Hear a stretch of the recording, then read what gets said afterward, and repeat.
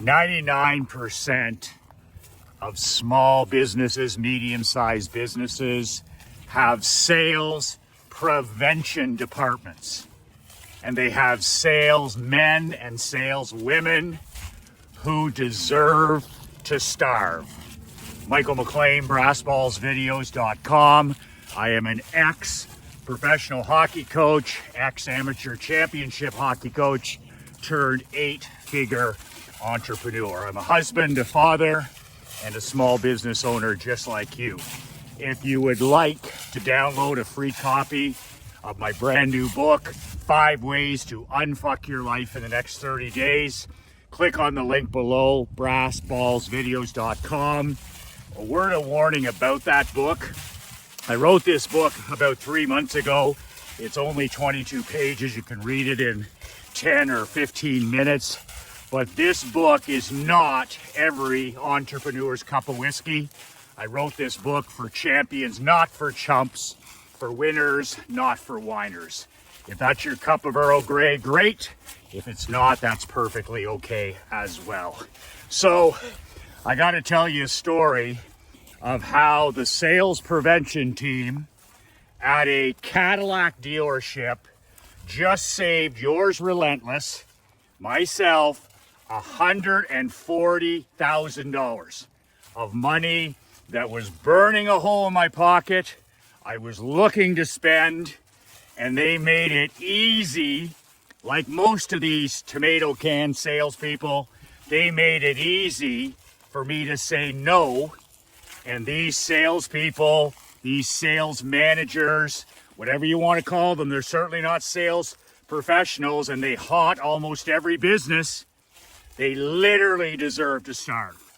When I think about it, my father, he always says that sales, being in sales, having sales skills, being a proud and unabashed salesperson like he was for 75 years, like I've been for 35 years, life is hard if you can't sell. Selling your way into a school, selling your way into a job, selling your way into a position, selling your way, when it comes to attracting the right people. Life is so much simpler when you can sell. And in 2024, we're made to feel embarrassed if we're a salesperson. We teach it in the schools. Oh, that's a dirty word. Your mom or dad are salespeople. And I say hogwash to all of it. I am a proud and unabashed salesperson. I have been since age 12. And I owe every success in my life to my ability to sell since the age of 12. The reason I'm married to my queen, the love of my life, my best friend, is because of my sales ability. The reason I've got an 8-figure net worth and I don't have to worry about, I'm in a safe financial position where I don't have to worry about money anymore, my ability to sell. The reason I was a championship hockey coach and team owner, I was able to recruit players and sell. Everything I've done that's led to freedom, to personal sovereignty, to autonomy, it's all linked to my learned ability to sell.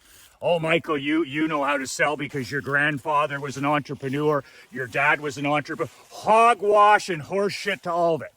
I am an educated salesperson. I've read over 400 books on selling, marketing, advertising, influence, and persuasion. So when I run into one of these punch-drunk tomato can salespeople, like I did over the last couple days, I just laugh and say, you know what? You deserve to starve. You have a sales prevention department. The owners of these businesses are too dumb to even notice. They don't know what's going on in their business. And then they bitch and they whine and they complain about, oh, Michael, the economy. It's tough out there. Like fuck, it's tough out there. It's tough out there when you take $140,000 slam dunk vehicle sales or home sales or jewelry sales or insurance sales and you flush them down the toilet because your sales team is no damn good. Or at least 99% of them are amateurs and they're in the sales prevention department. So this is just the latest story of the last almost every week. I have my wallet out to pay cash for something Sometimes it's a piece of real estate. Sometimes it could be a piece of gym equipment. It could be clothing.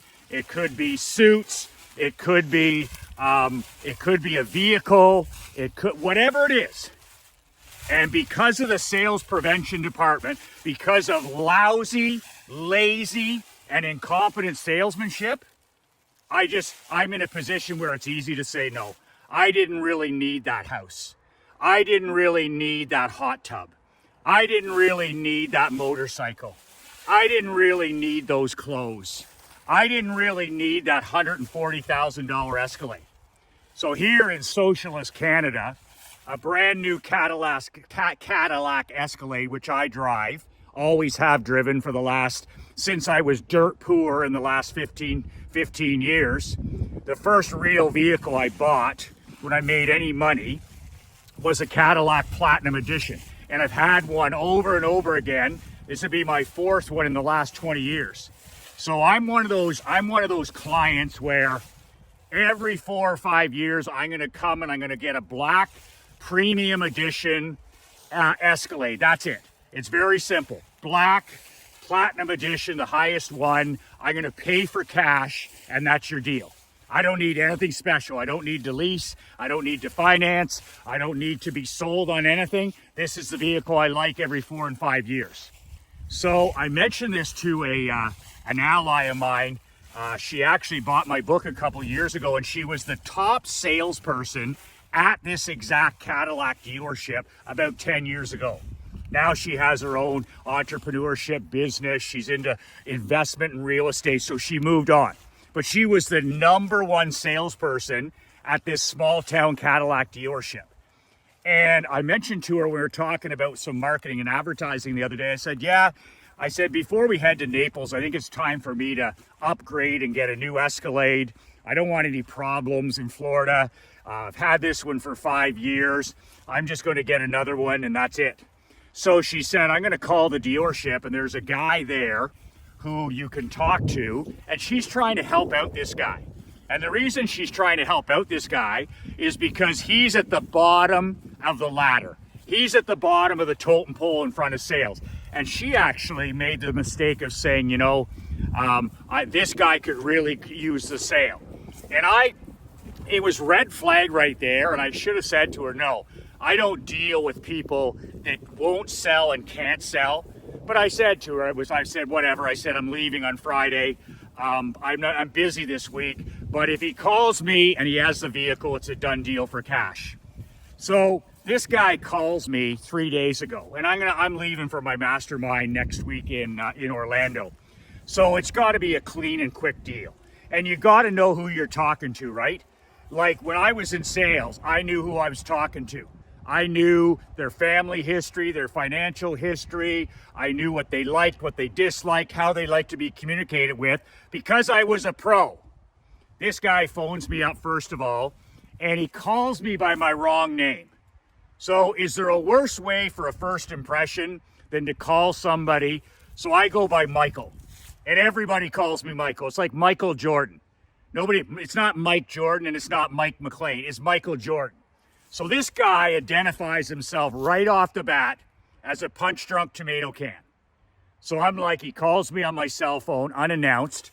I'm like, I was expecting a call because my dad's been in the hospital, and it's the only reason I answered the phone. So anyway, I talked to him for a couple minutes. And I said, listen, he's talking about what I want. I said, I buy the same Escalade every 5 years.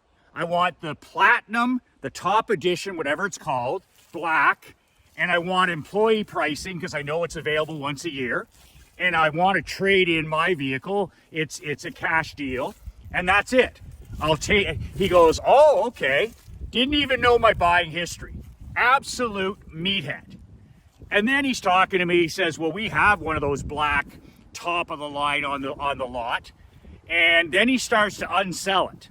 Well, what kind of interior do you want? I said leather, the kind that's in it. I don't give a shit about that stuff. I just want a new vehicle that doesn't give me any headaches. So he says, I'm going to get back to you. He says, what's the best way to communicate with you? So I give him my fax number. And I said, I'm busy this week working. I'm getting ready to be in Orlando on Friday. I said, don't be fucking bothering me, calling my cell phone again. I said, don't be texting me, because I hardly ever touch that. I said, do you have a fax machine? Yeah, I got a fax machine. Maybe he thought that was funny. Maybe he was suffering from brain damage, especially being one of these guys that's at the bottom of the fucking ladder. I said, just write on a piece of paper, answer these questions. I said, how much can I get for my vehicle to trade it in?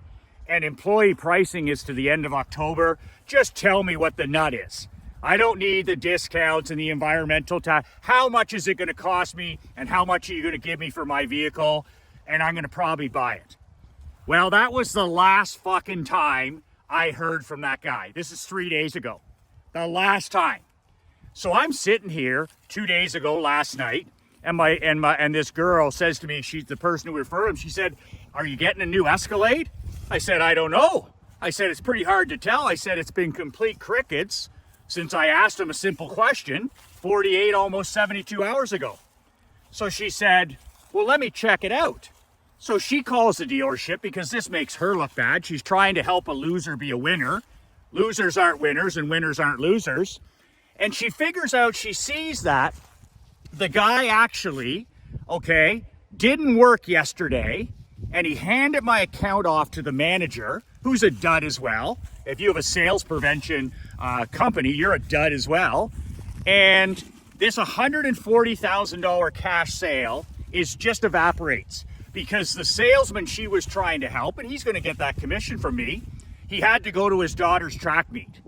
So you know what? I'm a big family guy. I could have said, take care of this in the first 24 hours, take the next day off with your kid. I think that's fantastic. Nothing. No email, no text, and no fax the way I asked him to respond to me. $140,000 sale. So she looks into it a bit and she says, yeah, the manager, he took over the file, as if I have a file, and the day got away from him. That's the words. Could you imagine? These guys don't do fuck all in a day, but play on Facebook and watch ESPN and check out what LeBron and his son are doing. They don't do anything. But the day got away on them.